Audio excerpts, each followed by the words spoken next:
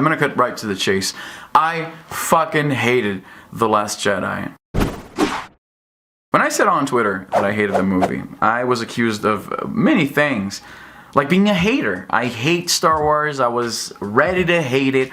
Some people said that, you know what, I already expected Izzy to say that he hated because hate generates more clicks than saying that you liked something. If you're just ranting about something, more people are curious about to hear what you have to say. And Izzy is just gaming the system. No, it really isn't, dude. Anybody who knows me knows I fucking love Star Wars. Ever since I was a little kid, there's home videos of my brother and I playing with Star Wars toys. I have the fucking toys. I have the little guys here. I have, what do I got here? I got the comic books over here. I got fucking lightsabers, and I say sabers because I have 3 lightsabers. Motherfucker, I bought Battlefront knowing it wasn't that great a game, and I bought Battlefront 2. I'm actually part of the problem. I grew up on this shit. This is really my favorite series of all time. So no, I didn't go to the theater wanting to hate it. That's ridiculous. So some people said that because I hate Rian Johnson, the director, that's why I was primed to dislike this movie. That's also not true. When I heard that Kathleen Kennedy had liked the final cut of The Last Jedi so much, they offered Rian Johnson a new trilogy in the same universe, in the Star Wars universe, a brand new trilogy. I thought this guy must have done an amazing job, right? Unfortunately, having seen the movie, I kind of disagree. So let's go through the problems. I have major problems and then minor nitpicks. And one of the minor nitpicks, let me just open with this, is I now see this as a kind of a director signature move. Maybe it's the establishment of a conflict that drives the main plot forward, like a problem, a certain dilemma. That doesn't make any sense. It doesn't make any fucking sense, okay? So in the beginning of the movie, and by the way, spoilers, you have a chase between 2 ships. You have a First Order ship and a Rebel ship, and they're trying to run away, right? And it's established that both ships are going at top speed. They're at their maximum speeds. So the Rebel ship can't run away, because that's as fast as it can go, and the First Order ship can't catch up to them because it's also going as fast as it can go. So they're at this fixed distance, but eventually the fuel is going to run out on the Rebel ship, and then it's going to stop, and then the First Order ship is going to catch up to it.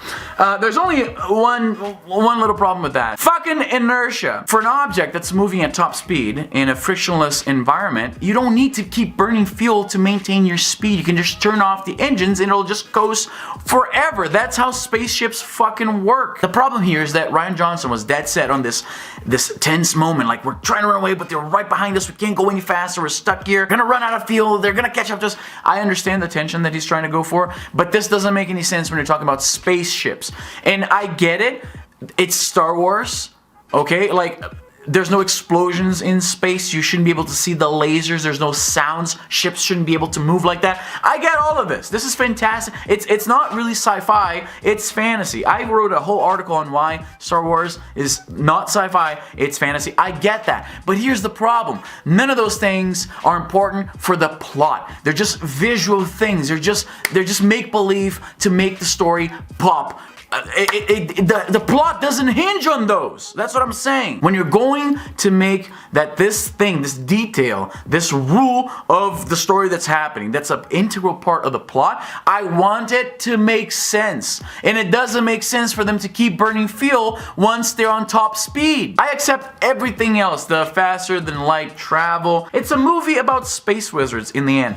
But the physicality of that doesn't go into the plot exactly. And the physicality of like the ship and it's going at top speed, it has limited fuel, the fuel is going to run out, all of that is part of the plot, and when it becomes a part of the plot, it has to make sense. It has to make sense. But I admit that this is a minor thing. But the main things that really pissed me off about this movie, okay, so you have, let's just go with the main one. The main thing that once I saw, I was like, I cannot. So, Luke Skywalker, the last time we saw him in the original trilogy, let's do a quick recap here, he surrendered himself to the Empire, and he was taken to the Death Star, their major symbol of oppression and power, and he basically faced Vader and the Emperor by himself, alone in the Death Star, while his friends are getting fucking owned by the Empire. And he was triumphant in that struggle. He faced the ultimate adversity head on, right? And then fast forward to The Last Jedi. So we have a Luke that's a fucking coward who was spooked by a Padawan apprentice, his own fucking nephew, mind you, his own blood, so much so that he conspired to murder him in his sleep in the middle of the fucking night. This fucking guy right here? This fucking guy right here. You're telling me this guy? Oh no, Izzy, he just went to confront him. Didn't you hear his Kylo Ren's version of the story is that he was going to murder him, but Luke Skywalker explained that he actually went to confront him. Bullshit! He went to confront the guy in the middle of the fucking night when he knew he was sleeping, armed with a lightsaber. He wasn't gonna confront shit. He was gonna kill him. This guy is a fucking murderer. So I hated that. There's a problem with Rey's parents.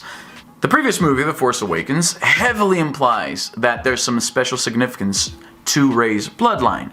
There's several points in the movie where they make it kind of subtle suggestions that like there's something about her parents. It's an important thing. It's probably going to be somebody important in Star Wars lore. This has been a Star Wars cliche ever since Empire Strikes Back when Darth Vader revealed that he was Luke's father. Now there's that expectation that there's like some twist. There's going to be a twist. Right? And that's something that Rian Johnson inherited from JJ. JJ is a fan of so-called mystery boxes, and apparently he didn't learn his lesson from the end of Lost. If you just dump a whole bunch of mystery boxes on people, you're going to paint yourself into a corner, and no resolution to those mysteries is going to be satisfactory to the fans. And that's exactly what happens here, because Rian he had a difficult choice to make. Either you make it so Rey's parents are important people in Star Wars lore, but then every fan theory ends up right, and it's very predictable, and it's very how come in this massive galaxy everybody's related to fucking everybody else? I'm knocking my lights here.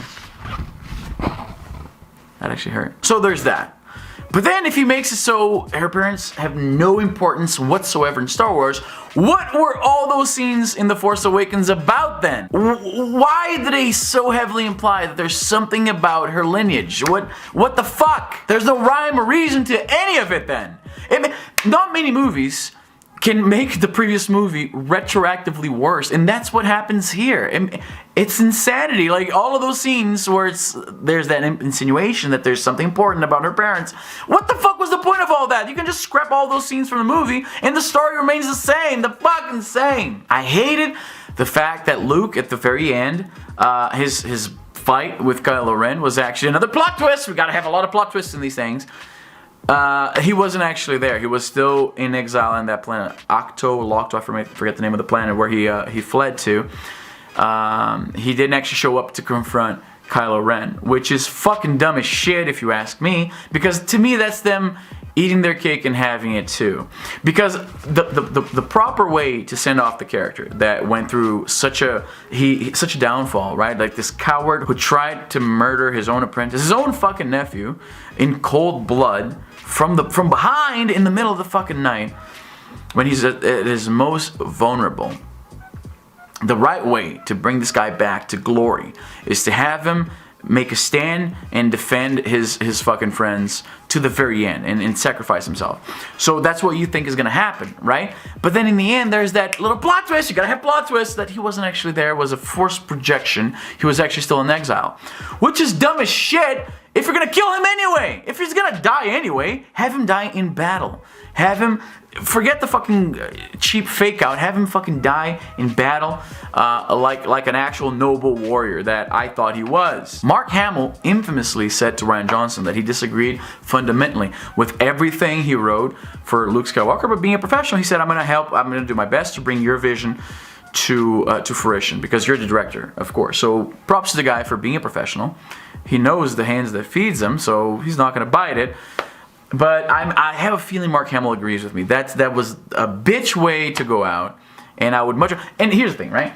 People said, "Oh, but Izzy, his X-wing was flooded. It was in the ocean, in that planet that he fucked off to." And again, this is Rian Johnson creating rules to create conflict and drama that don't make any fucking sense. This is Looper all over again. The problem I had with Looper, it's a very, like, at its core level, right? Also written by Rian Johnson. The Loopers, the people who are sent into they send, the Mafia sends people to the past, the undesirables, to be killed by Loopers. Eventually the Loopers, when they get old enough, they get sent to the past, and they kill themselves in the past. Anyway, this is the whole conflict of the movie, the Mafia tells the Loopers that at the end of their contract, they get sent to the past to be killed by themselves. Why?